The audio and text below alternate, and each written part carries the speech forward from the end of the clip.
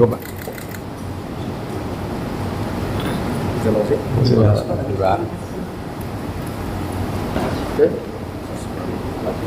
Jadi yang pertama-tama saya pribadi dan keluarga besar saya sampaikan setulus-tulusnya terima kasih kepada Bapak Presiden yang telah memberikan rasa keadilan kepada kami, yang dimana selama 5 tahun ini kami rasakan diskriminasi baik itu dari aparat penegak hukum maupun dari birokrasi atasan kami yang seakan-akan tidak pernah peduli dengan kasus kami yang kami hadapi.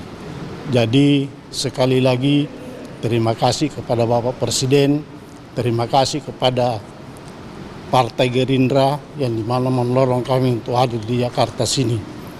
Terima kasih. Download Tribun X sekarang, menghadirkan lokal menjadi Indonesia.